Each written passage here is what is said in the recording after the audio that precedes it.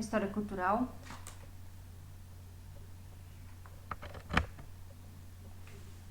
Entre práticas e representações, Roger Chartier, de Fel, edição 1990.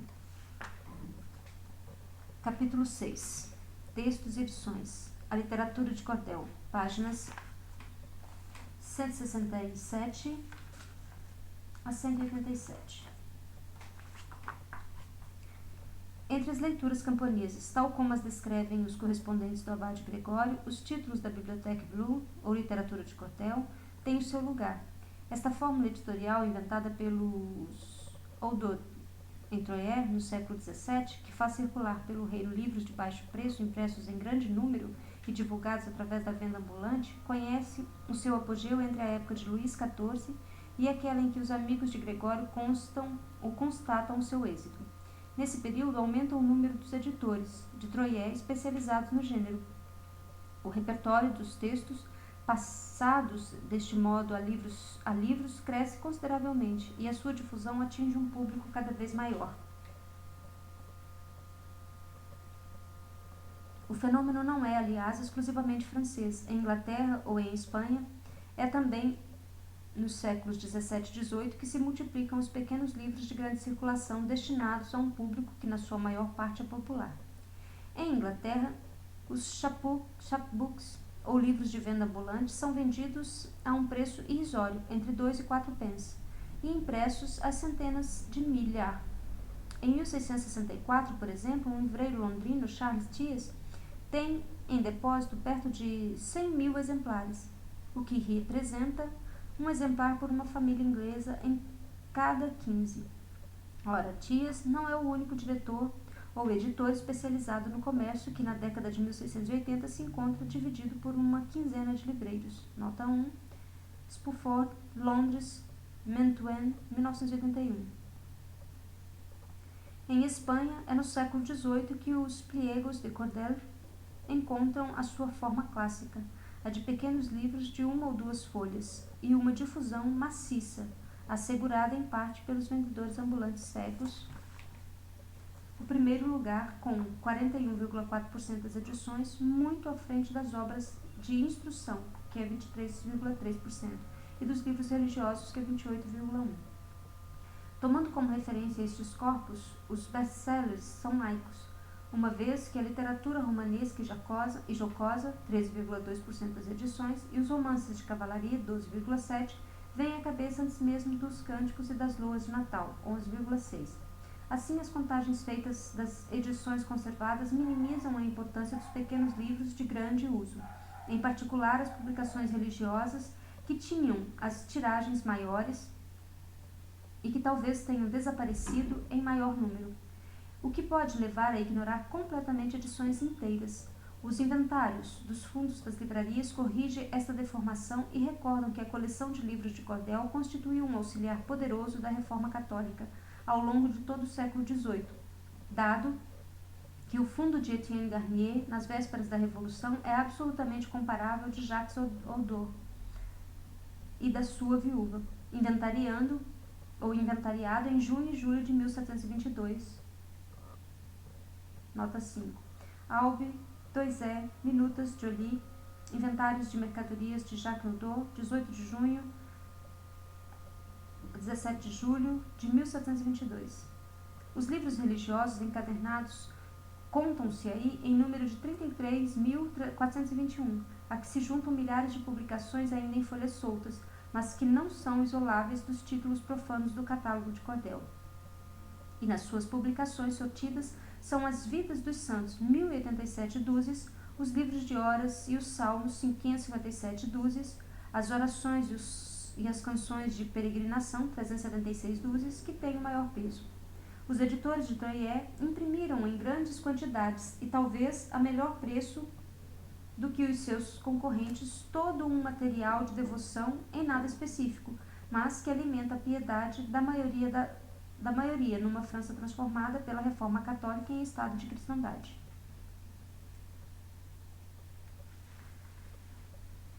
Textos letrados. A apreensão dos grandes equilíbrios do corpus de Troyes deve ser acompanhada por uma genealogia dos textos que o compõem. Ora, Esta, na maior parte das vezes, remonta a um texto de tradição erudita, o que se verifica, qualquer que seja a categoria das obras consideradas. O mesmo sucede com toda uma parte da literatura de devoção e de exercícios religiosos impressa em Troyes, que retoma os títulos de sucesso da Reforma Católica, entre outros. Está o de Francisco Solotiv, o de Louis Richeon e os textos jesuítas, do padre Charren ou do padre Cresset. O mesmo é válido para os textos de ficção. Tomemos 2 exemplos a partir dos romances de Cordel. Se seguirmos a história textual de 5 deles, escolhidos tanto por causa das suas numerosas reedições como pelo fato de pertencerem a diferentes épocas e formas, é bem patente que os editores de Troyes dos séculos XVII e XVIII publicam sempre um texto já impresso e que circula, às vezes durante muito tempo, em edições que na maior parte dos casos nada tem de popular. Nota 6. Andrié, L'Imaginaire, Paris, Montalba, 1983, páginas 48 a 62. A Histoire de Pierre de Provence, editada em Troyes no início do século XVII por Nicolas I Oudot, é um romance anônimo da primeira metade do século XV, impresso pela primeira vez em Lyon em 1490 e frequentemente reeditado no século XVI. A história das aventuras heureuses que entrou para o catálogo de Cordel no fim do século XVII tem, sem dúvida, como origem um exemplo alemão de fins da Idade Média inserido numa recolha de contos edificantes à pregação. O texto é conhecido em França a partir de uma tradução do espanhol, da autoria de Vignon d'Alibret, publicado em Lyon em 1615. Porém, as edições de Troyes não retomam essa tradução, mas uma adaptação publicada em Rouen, em 1626, igualmente em finais do século XVII. Os Oudot publicam as crônicas do Royal Gargantua, diretamente inspiradas num pequeno livro anônimo impresso em Lyon em 1532, 2 anos antes da edição do texto de Rabelais, e que parodia os romances de cavalaria. Nestes 3 casos, se a origem e a circulação eruditas dos textos não suscita dúvidas, uma primeira divulgação nas edições que prefiguram as de Troyes, em Lyon, a viúva Chaussat edita Gargantua, e em Paris, a viúva Treperel dá à estampa uma edição de Histoire de Pierre de Provence. Assegurou-lhes, no século XVI, uma primeira popularização. Não sucede o mesmo com os outros 2 romances que conhecem, graças aos impressores de Troyes, sua primeira edição a baixo preço. O primeiro, Innocence Reconnaît, e o romance edificante escrito por um jesuíta,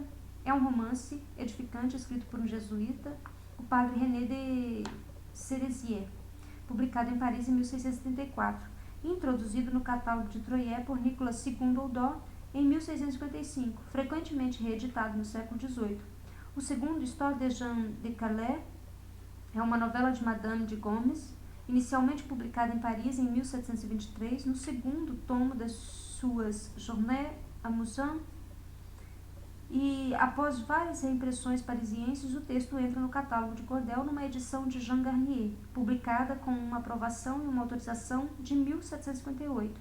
5 romances, pois, e em cada um deles uma origem erudita, próxima ou longínqua, moralizante ou divertida. Para certos textos, as tipografias de Troyes retomam o fio de edições antigas, de Lyon ou de Paris, já com grande circulação para outros, e asseguram 20 ou 30 anos após a primeira edição, uma divulgação a uma escala mais alargada. Segundo exemplo, os contos de fadas. Também aí os editores de Troyes vão buscar muito material aos livros em circulação. Trata-se de recolhas de contos dos anos de 1690 a 1715, das edições isoladas que foram feitas dos contos de fadas após 1730 ou das grandes coleções do fim do século, com a Biblioteca Universelle de Romans, do Marquês de Paulmy, iniciada em 1775, ou o Cabinet de Feu, 41 volumes, 1785 a 1788. Nota 7. Robert Lecomte de Feu, Nantes Press University de Nantes, 1982, páginas 22 a 30 e 291 a 325.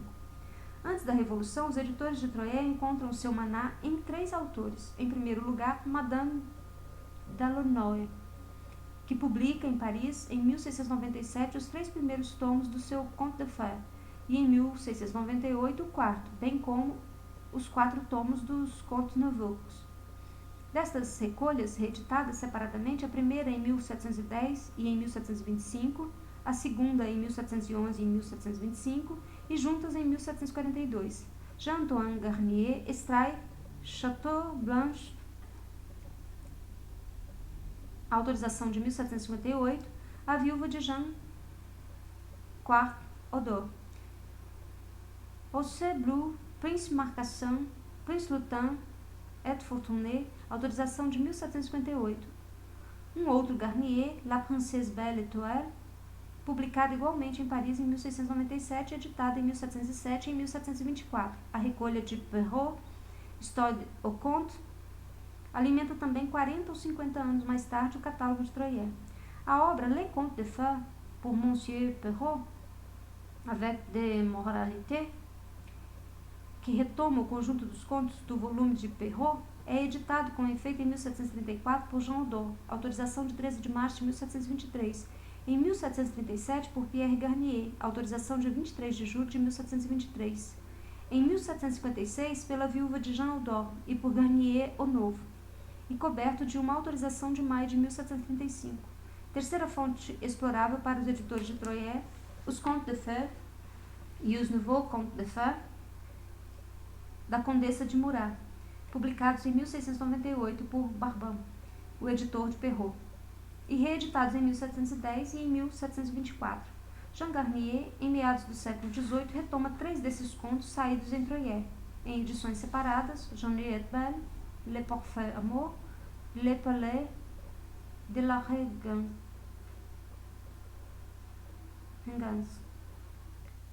Essa estratégia de apropriação irá continuar durante a Revolução e no início do século XIX, fazendo entrar nas edições de Troyes, graças sobretudo a Madame Garnier, esposa separada do segundo Jean-Antoine Garnier, e a Baudoux, os contos anteriormente deixados de lado. É o de Madame d'Aulnoy, La Belle aux Chevaux, da Condessa de Murat, La Fée Anglais, ou Le Roi Magicien, publicada em 1698, da recolha do Cavaleiro de Maille, Les Illustres Fées. Os contos de fadas publicados pelos impressores de Troyes são textos letrados emanados dos meios aristocráticos e afetados no momento do maior entusiasmo pelo gênero. Nota 8. Delander, The France of Louis XIV, 1982, páginas 467 a 496, número 54. Mesmo se as suas intrigas e os seus motivos imitam ou se cruzam com os dos contos camponeses, nota 9, sobre esta questão, Soriano, Le Conte de Perrault, Gallimard, 1968, páginas 73 a 213, e Danton, Le Grand Massacre,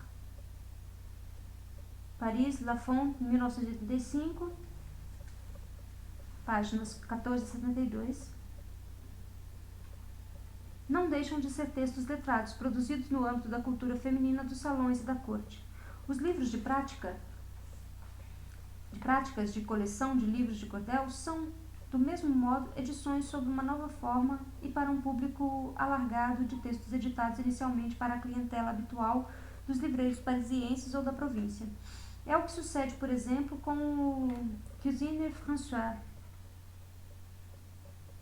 de la Varenne. Nicolas II Odor apodera-se do título em 1661, quando expira o privilégio obtido por 10 anos, em 1651, pelo seu primeiro editor.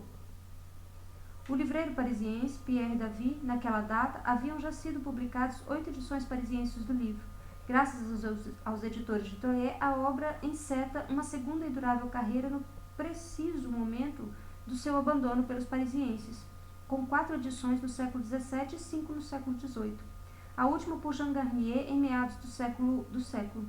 O título tornou-se, assim, uma especialidade da província, cujas edições são partilhadas entre Troyes, 9 edições, Lyon, 5 edições e Rouen, 10 edições. Nota 10. Flandrin, La Cuisine, 1983, páginas 62 a 95, e Inventário, páginas 100 a 107. A mesma política editorial, visando reprimir em Troyes livros de práticas no momento de expiração do seu privilégio, faz entrar no corpus dos livros de Cordel Le Papier Français, de 1662, a primeira edição parisiense data de 1653. Les Confiteries Françaises, em 1664, primeira edição em Paris, no mesmo editor, Jean Gaillard, de 1650, ou Les Jardiniers Françaises, em 1723, que conheceram uma primeira edição parisiense de 1651, tendo-se seguido uma dúzia de edições na segunda metade do século XVII. Nota 11. Le Livre dans la Vie Quotidienne, Paris, Bibliothèque Nationale, 1975, números 129 e 131. Para todas as rubricas do seu catálogo, os impressores de Troyes vão buscar material ao repertório dos textos disponíveis. Por vezes, é grande a distância entre a primeira publicação do texto e sua entrada na coleção de livros de Cordel, mas não existe uma regra geral, e nada seria mais falso do que ler o repertório da livraria de venda ambulante como estando orientado na totalidade para os textos antigos, dados ao povo porque repelidos pelos notáveis.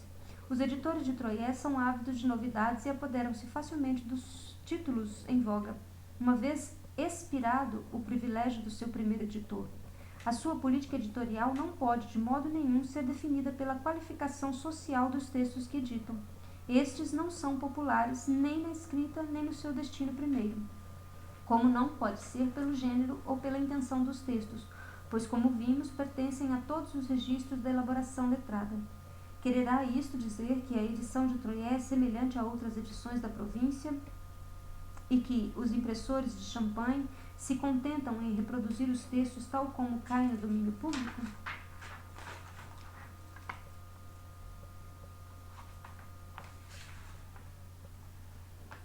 A marca dos editores. Não completamente, é claro, antes de mais, embora pareça heterogêneo, o catálogo dos livros de Cordel não é feito ao acaso. São todos escolhidos, porque parecem poder ser comprados por um vasto público e, portanto, suscetíveis de responder a uma expectativa partilhada, seja ela de ordem da devoção, da utilidade ou do imaginário. Daí a recolha ou a escolha dos textos que alimentam as piedades mais comuns ou orientam as formas de celebrar o cotidiano. Daí, em matéria de ficção, a preferência dada às histórias, romances ou contos que obedecem a certas estruturas narrativas, ao mesmo tempo descontínuas e repetitivas, que sobrepõem os fragmentos, empregavam várias vezes os mesmos motivos. Ignoram as intrigas complicadas que requerem uma memorização exata dos acontecimentos ou das personagens, e sem dúvida a afinidade das estruturas textuais, mais do que os próprios temas, muito diferentes, que explica a escolha dos impressores de Troyes, onde investem implicitamente a ideia de que tem das competências culturais do seu público. As ideias de que tem das competências culturais do seu público. E é com base nessas semelhanças formais que se constituem tanto a unidade da coleção de venda ambulante como as relações dos textos entre si. Os editores de Troyes propõem ao seu público textos que originam séries que, quer pela identidade do seu gênero, vida de santos, contos de fadas, romances, cavalaria, etc., quer pela unidade do campo de práticas em que são utilizáveis, exercícios de devoção, recolhas de receitas, livros de aprendizagem, etc. Quer ainda pela sua temática reencontrada em formas diferentes, literatura de vagabundagem, discursos sobre as mulheres, paródias dos gêneros e das linguagens, entre outras. São assim criadas redes de textos que por vezes remetem explicitamente uns para os outros, que trabalham sobre os mesmos motivos reproduzidos, alterados ou invertidos e cujas relações não são de modo algum fundamentalmente diferentes das que existem no interior de um dado texto, entre os seus diversos fragmentos. Além destes corpos espontânea e progressivamente compostos, se cada um dos escritos da coleção de livros de Cordel pode ser reconhecido como pertencente a um conjunto que tem a sua unidade, O fato deve-se certamente às semelhanças encontradas na própria estrutura dos textos, qualquer que seja o seu gênero. O trabalho operado nos textos pelos impressores de Champagne tem em vista reforçar tudo que pode torná-los parecidos. É certo que este trabalho não se verifica em todos os casos, e que certos textos não são modificados em nada com a sua entrada na fórmula de cordel. É o que se passa com o Cuisine François, semelhante nas edições de Troyes e de Paris, bem como na maior parte das edições de Jean de Calais.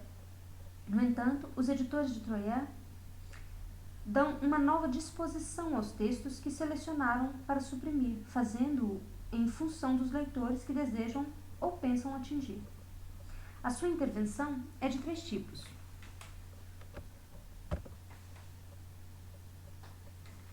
Em primeiro lugar, tem por objetivo remodelar a própria apresentação do texto, multiplicando os capítulos, ainda que essa divisão não resulte de qualquer necessidade narrativa ou lógica, e aumentando o número de parágrafos, o que torna menos densa a distribuição do texto na página. É certo que os livros de cordel não são os únicos que nos séculos XVII e XVIII dividem o seu texto em unidades mais pequenas, mas essa prática é nele mais acentuada, como atesta a comparação relativamente a um mesmo texto entre as 2 edições de cordel e as que estas imitam ou que são suas contemporâneas.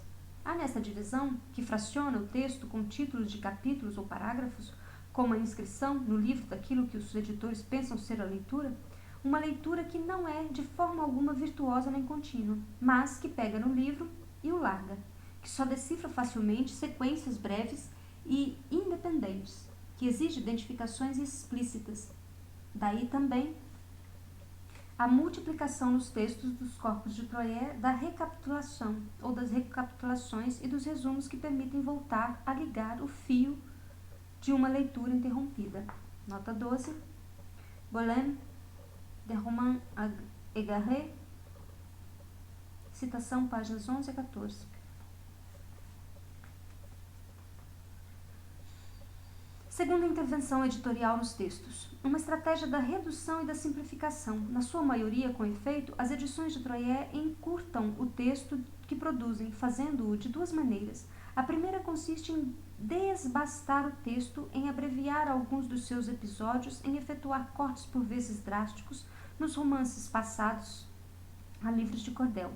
Tais reduções amputam os textos de relatos julgados supérfluos e, sobretudo, das descrições das características sociais ou dos estados psicológicos das personagens, consideradas como inúteis para o desenrolar da ação.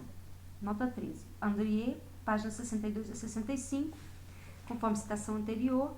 Chassange, Javiot, Évolution du roman, Paris, École de Chartres, 1974. Tese. Um segundo conjunto de transformações redutoras situa-se à escala da própria frase, com a modernização de fórmulas envelhecidas ou difíceis, a contração das frases depuradas, das suas orações relativas ou intercalares, a supressão de numerosos adjetivos ou advérbios, a leitura implícita postulada através de tal trabalho é uma leitura capaz de aprender apenas enunciados simples, lineares, concisos. As distâncias aparentemente insignificantes entre os textos das edições de cordel e os das edições letradas, que eles retomam, traduzem a maneira como os impressores de Troyes, ou os que para eles trabalham, concebem as capacidades lexicais limitadas e particulares, ou do grande número de seus leitores potenciais. Mas, muitas vezes, a reescrita redutora dos textos obedece também a outras exigências. Tomemos o exemplo de Buscon. Entre as edições parisienses da tradução do texto e as versões de Troyes, os cortes são drásticos, mas de maneira nenhuma feitos ao acaso. Obedecem a 2 lógicas. Trata-se, em primeiro lugar, de retirar do texto todos os vestígios da cultura da zona do baixo ventre, para retomar a expressão de Bakhtin, a saber, o vocabulário escatológico, as alusões às funções naturais, as evocações das atividades sexuais. Trata-se, em seguida, de censurar rigorosamente todas as referências jocosas ou não à religião e de depurar o relato de tudo quanto surge como blasfematório. tal trabalho possui claramente a marca de uma censura religiosa, certamente interiorizada e em autocensura, que pretende libertar os textos das suas inconveniências. Devido precisamente à sua violência escatológica e blasfematória, o romance de Quevedo constitui um exemplo limite da censura de Troyer. Nota 14. Roger Chartier, Figuras Literárias e Experiências Sociais, Paris, Montalvo, 1982, páginas 54 a 64.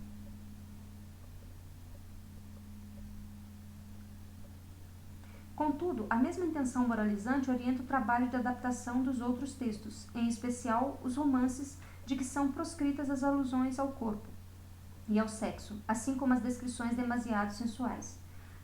Os impressores de Troyer participam, portanto, da reforma católica, não só editando manuais de devoção e exercício de piedade, como ainda depurando os textos de ficção dos sacrilégios e imoralidades. Saber quem são os artesãos exatos deste trabalho de adaptação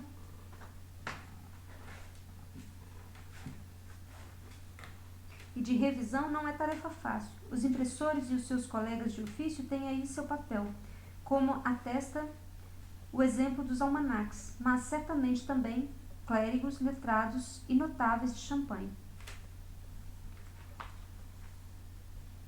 O seu propósito é duplo: moralizar os textos que o necessitam e criar para todos os livros de cordel as condições de uma nova legibilidade, simplificando e talhando o texto original.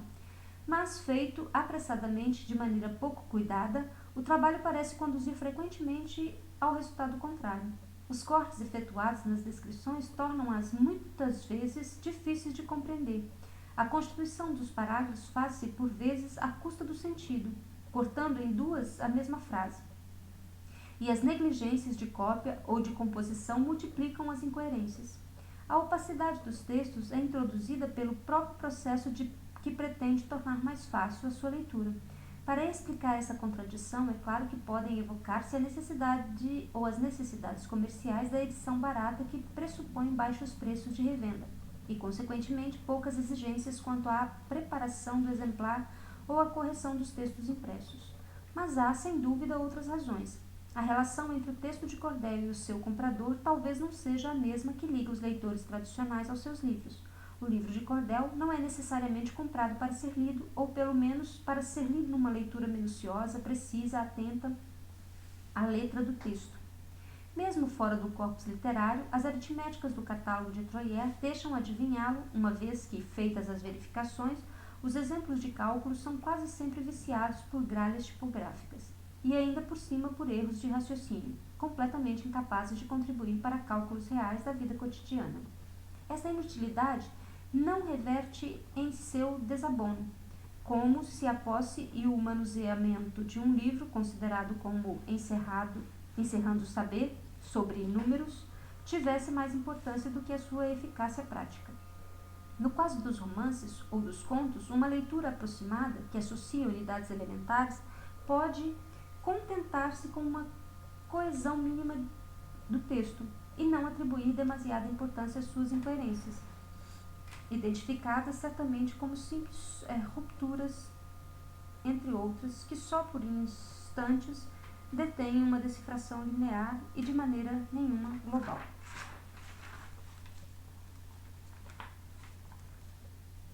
Uma fórmula editorial. A coleção de livros de cordel é, antes de mais, um repertório de textos dos quais é necessário traçar a genealogia, classificar os conteúdos, seguir as transformações. É também uma fórmula editorial que dá ao objeto formas próprias, que organiza os textos de acordo com os dispositivos tipográficos específicos. Compreender os significados desses pequenos livros de grande circulação implica claramente que se regresse ao próprio impresso,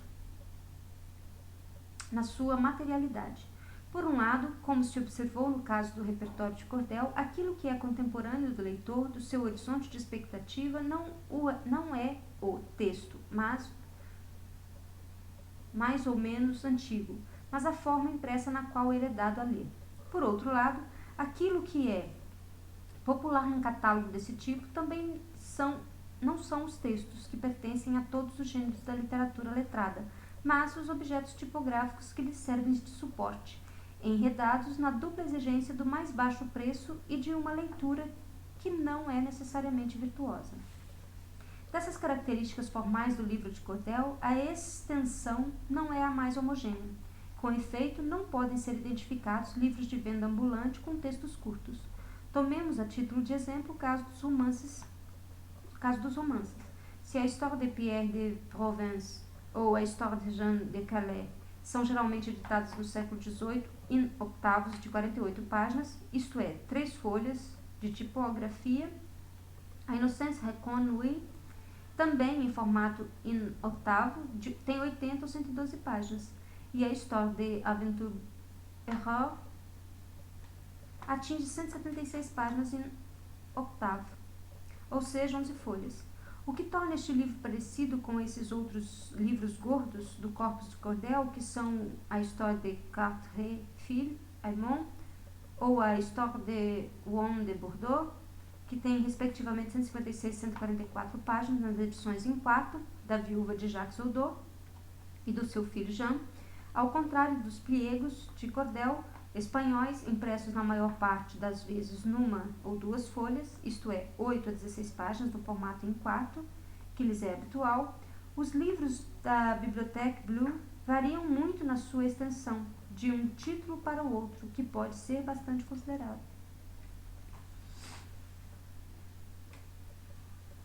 Variável também é o lugar da imagem, nota 15. Sobre este tema, mal conhecido, seguimos aqui as sugestões de Blondel. Le lieu de l'image. Paris, 1983, tese de D&A, conforme também sobre os modelos eruditos das gravuras de madeira de Troyer. Paris, Promodes, 1984. Isso é importante. Numerosos são os pequenos livros que têm uma imagem na página do título, que constitui, desse modo, as marcas dos impressos geralmente encontradas nas outras edições. Tal ilustração pode ter um duplo significado. Diminui a parte da página do título consagrada à identidade editorial, como se nas publicações de cordel o fato não valesse a pena, e explicita, duplicando-o com a imagem símbolo, codificada e fixada o próprio título. É o caso do presépio de Grand-Bible, de Noël. Nas suas diferentes e numerosas edições, a crucificação ou flagelação do Discours tragique de Jesus Cristo, editado por Pierre Garnier e depois por Jean-Antoine Garnier, ou ainda Os 4 Músicos Mortos da Grande Danse Macabre, publicado pelos Oudot e por Jean-Antoine Garnier, pondo de parte essas ilustrações da página do título bastante frequentes, o número dos pequenos livros com imagens não é de modo algum elevado. Em 332 títulos diferentes do catálogo de livros de cordel, datáveis dos séculos 17 e 18, somente 38% têm ilustrações, possuindo metade destes apenas uma. Se a imagem é única, encontra-se quase sempre ou nas primeiríssimas páginas do livro ou na última de todas. Instaura-se assim uma relação entre a ilustração e o texto no seu todo, e de forma nenhuma entre a imagem e esta ou aquela passagem particular. Colocada à cabeça, a ilustração induz uma leitura, fornecendo uma chave que indica através de que figura deve ser entendido o texto. Quer a imagem leve a compreender a totalidade do livro pela ilustração de uma das suas partes, quer ela proponha uma analogia que irá orientar a decifração. É o caso nas edições do século XVIII do livro Le Jargon au Langage de l'Argot Réformé, onde a imagem inicial isola um personagem, o grande Coercer, ou rei dos vagabundos, representado simbolicamente, mobilizando o efeito de invasão, ou da inversão, quer como senhor opulento, quer como guerreiro antigo. Colocada na última página, a imagem tem outra função, uma vez que permite fixar e cristalizar em torno de uma representação única aquilo que foi uma leitura entrecortada e muito fracionada. Fornece, assim, a memória e a moral do texto. Mesmo que não sejam empregues pela primeira vez e a sua escolha tenha sido aleatória, tributária da gama das gravuras em madeira na posse do impressor, as imagens únicas dos livros de cordel têm muita importância para a leitura dos textos, relativamente aos quais indicam, no início ou in fine, uma compreensão possível. Quando surgem em série, as ilustrações dos livros de Troyer ligam-se mais estreitamente às diferentes sequências do texto e encontram seu lugar no próprio corpo do livro. Em certos casos, como os títulos indicam, a série de imagens vem em primeiro lugar e o texto impresso não passa de um comentário. É o que sucede em La Grande Danse Macabre, editada com 60 gravuras de madeira por Jacques Oudot e com 59 por Jean-Antoine Garnier. É também o caso das figuras de la Sainte-Bible, impressos com 82 gravuras de madeira por Jean-Antoine Garnier. Em outros casos, as imagens vêm ilustrar um texto já estabelecido e impresso, o que faz aumentar a sua sedução e torna também mais explícitos e decifráveis os seus contornos, como, por exemplo, no caso das edições de Histoire de Quatre Aymon.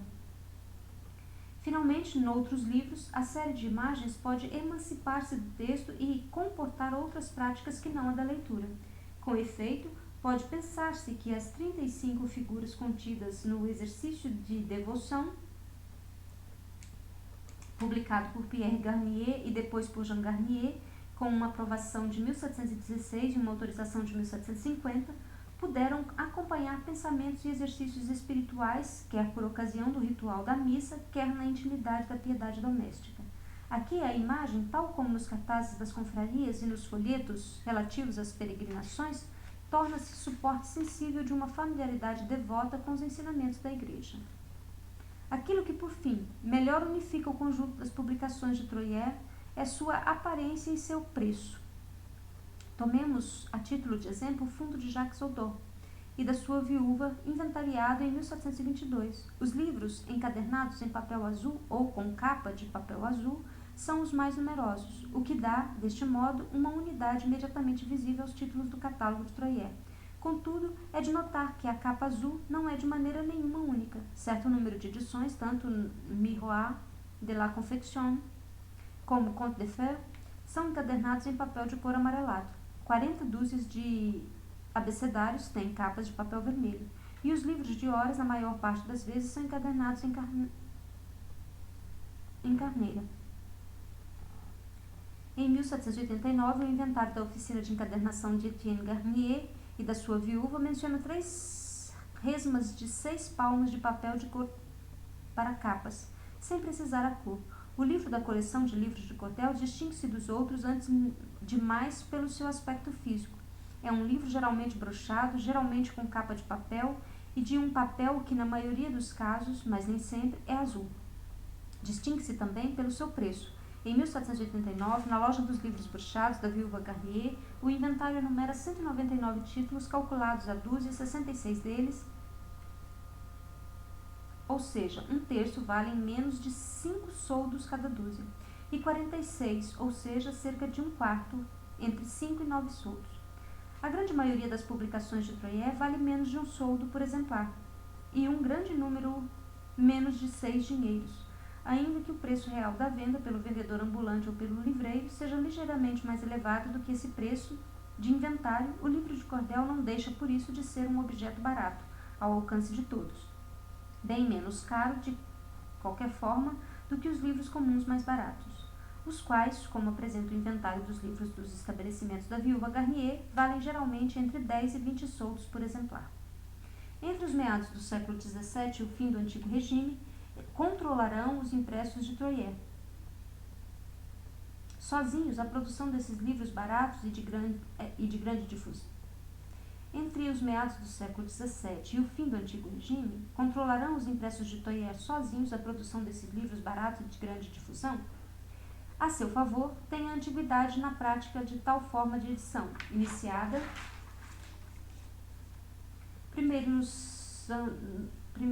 nos primeiros anos do século XVII, e o número.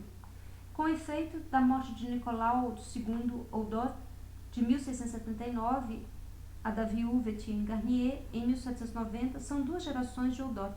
A princípio Jean III e Jacques, filhos de Nicolau II e depois Nicolas II e Nicolas III, e Jean IV, filho de Jacques.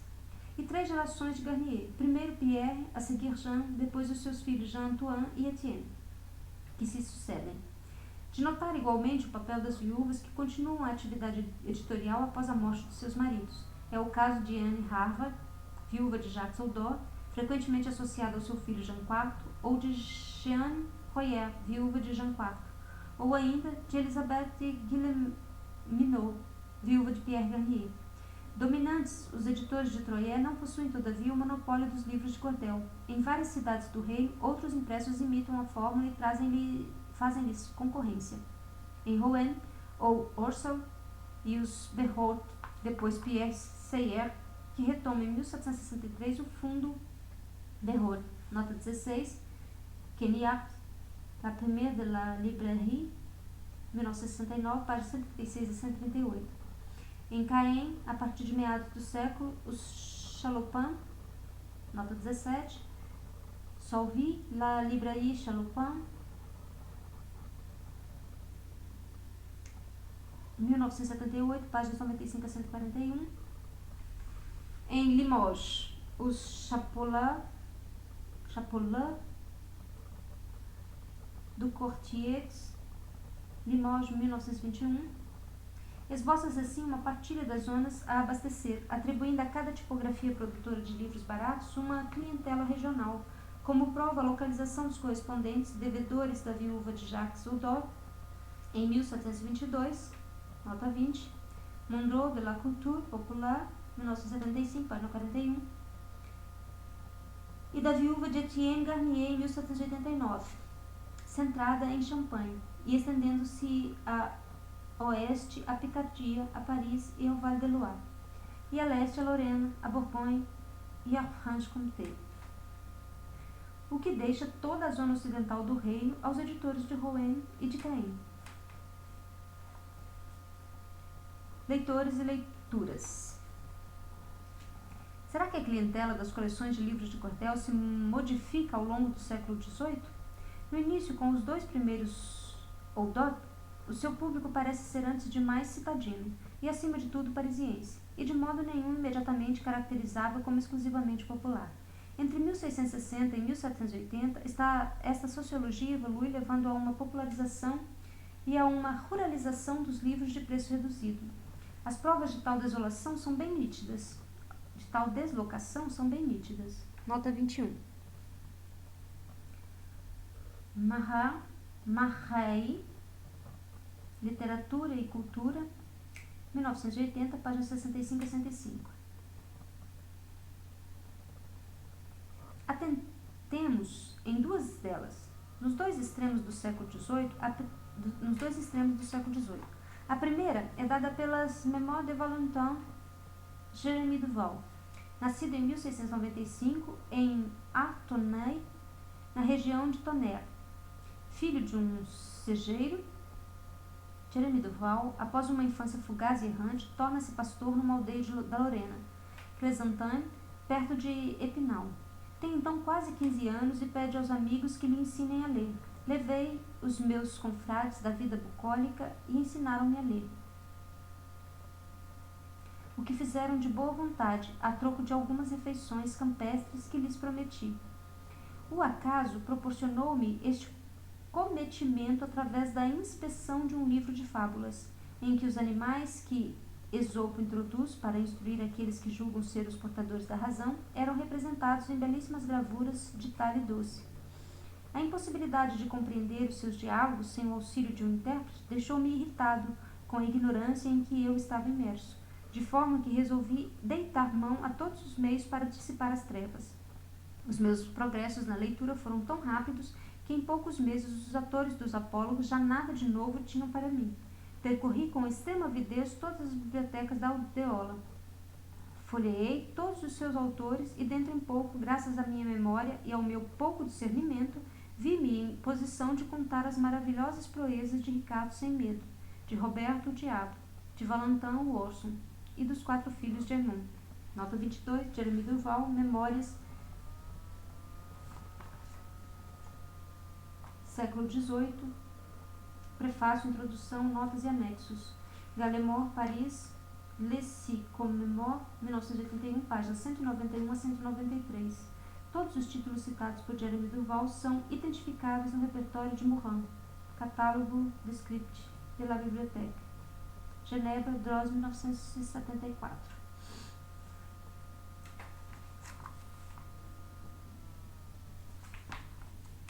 No início do século XVIII, as edições de Troyes chegaram, pois, às aldeias da Lorena. Servem aí de material de aprendizagem, da leitura e são o suporte de práticas culturais múltiplas da decifração coletiva e pedagógica à leitura individual da memorização à recitação. Nota 23, Herbart, Comment Valentin, Jeremy Duval, Chartier, Marcel, Rivage, 1985, página 23 e 60. Quando, por meio de um exercício frequente, valorizei a minha memória com todas as ficções gaulesas que contagiam o espírito do povo, passei a considerar-me pelo menos tão sábio como o pároco da aldeia. Convidava jovens de quem tinha sido discípulo a receber a paga das suas instruções e, subindo a uma tribuna, declamava-lhes, com a ênfase que tão bem caracteriza a ignorância, as mais belas passagens de Jean de Paris, de Pierre de Provence e da maravilhosa Melusine. Mais adiante, no seu texto, Jeremy Duval precisa o uso camponês dos livros de cordel por ocasião do regresso crítico a uma das suas leituras da adolescência. Era um desses livrescos que em França constituíam a chamada Bibliothèque Bleue, que tinha como título La Vie de Jesus Cristo, impresso em Troyes, em Champagne, numa edição da viúva Jacques Oudot. Aqueles que, como eu, sabem que esse pernicioso romance tinha sido difundido na maior parte das províncias de França e que os habitantes do campo sabem de cor, pondo-o nas mãos dos filhos para eles aprenderem a ler, perguntarão talvez que ideia tinha do cristianismo o alto clero deste reino e se nesse tempo ele tinha deixado de ser pago para impedir que o povo confundisse as verdades sagradas do Evangelho com ficções de igual modo triviais e profanas. Nota 24, Jeremy Duval, conforme citação anterior, página 195. Com a dupla distância do tempo, Jeremy Duval inicia as suas memórias na década de 1730 e da posição sociocultural, tendo-se tornado professor e bibliotecário. O antigo pastor dá um testemunho da circulação rural, pelo menos na zona oriental do reino, em regiões de antiga e forte alfabetização dos livros impressos em grande quantidade pelos editores de Troyes. No início da Revolução, os correspondentes do abade Gregório testemunham dois fatos. Nota 25. Conforme capítulo 4, Práticas e Representações, Leituras Camponesas em França no século XVIII.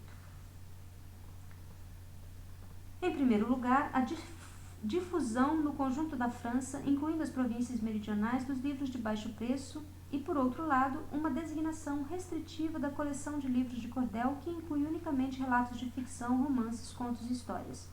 Esse fato ia ao encontro de uma definição que parece ter sido a dos próprios editores de Troyes, pelo menos a partir do século XVIII, como indica o catálogo dos livros que se vendem na loja da viúva do livreiro Nicolas Oudot, que distingue os livros recreativos, geralmente designados por Bibliothèque Bleue, de todos os outros pequenos livros de horas chamados longuettes, manuais de civilidade, alfabetos e livrinhos de devoção para uso das escolas, livros de piedade, loas de Natal e cânticos miscelâneos, etc.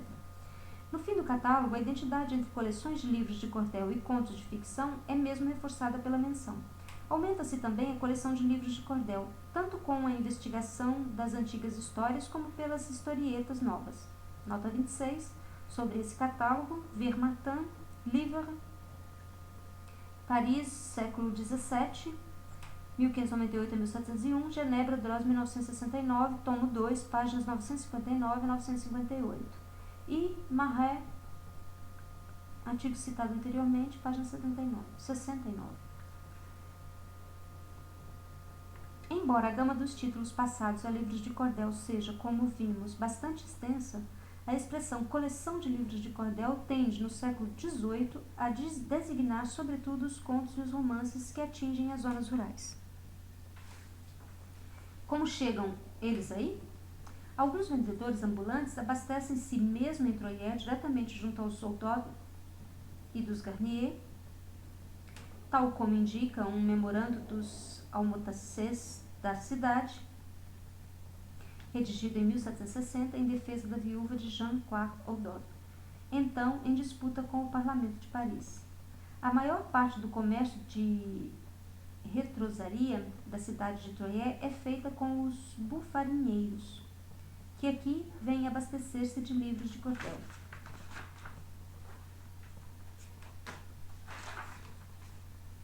Se a tipografia da viúva Audot fosse encerrada, esse ramo de comércio da cidade de Troyes em breve murcharia e esgotar-se-ia. A tipografia do Sr. Garnier, que trabalha em concorrência com a da viúva Audot nesse tipo de publicação, nunca seria capaz de fornecer as quantidades consideráveis que são produzidas todos os anos. Os bufarinheiros, não encontrando já tanta variedade na coleção de livros de cordel como anteriormente, não se desviariam propositadamente da sua rota, como fazem, para vir comprar em Troyes artigos de retrosaria, que encontrariam igualmente em qualquer outro lugar. Nota 27, citado por Mandrot, páginas 41 a 42. Porém, nem todos os revendedores de livros de cordel se abastecem em Troyes, e nem todos são vendedores ambulantes. A venda sedentária dos pequenos livros de preço reduzido nas cidades e nos burgos continua a ser importante. É feita pelos livreiros mencionados como devedores dos impressores de Troyes nos inventários.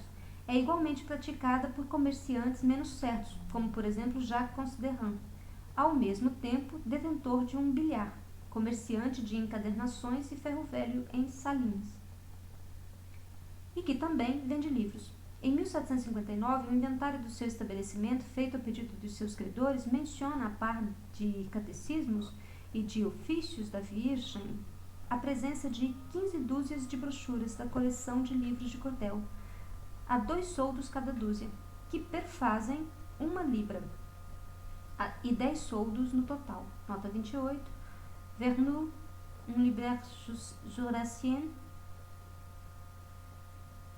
1782, em Société d'Émulation, 1981, páginas 133 a 167, em especial páginas 149 a 150. E poderá pensar-se que nessa região do Jura, os numerosos retroseiros e vendedores ambulantes que negociam livros expõem a coleção de livros de cordel a par dos livros de devoção que constituem o essencial do seu comércio. Alguns deles abastecem-se junto dos tipógrafos de Besançon e de Dole, em especial os Tonnet, que editam em Dole livros de piedade e títulos do repertório de cordel. Outros junto dos grossistas, mais ou menos especializados no comércio do livro, correspondentes dos editores de Paris, de Troyes ou helvéticos, e que descontenta bastante os impressores locais. Nota 29. Vernou, Colporteur et Marchand, La Nouvelle Revue France Comtoise, número 72, 1980, página 210 a 221, e número 73, 1980, página 25 a 33. Como mostra este exemplo, a difusão dos livros de cordel é feita por numerosos revendedores estabelecidos ou itinerantes que acabam por atingir todas as clientelas possíveis. Em suma, é certo que entre 1660 e 1780 os textos da coleção de livros de cordel se tornam progressivamente um elemento dessa cultura camponesa muito supersticiosa e rotineira, que as elites revolucionárias virão a denunciar. Leitura dos campônios, os livros de cordel são assim desqualificados junto das elites que condenam os seus textos e desprezam a sua forma descuidada. Todavia, o contraste não deve ser forçado. Por um lado, o repertório dos livros de cordel não é apenas constituído por romances antigos, fora de moda e desacreditados, mas por numerosos textos que só esperam para passar das edições vulgares às edições de cordel, o tempo que dura o privilégio do seu primeiro editor. Por outro lado, no século XVIII, os livros de Troyes ou de seus equivalentes não são ainda uma leitura exclusivamente camponesa. A sua circulação na cidade, embora difícil de documentar, continua indubitavelmente a ser forte.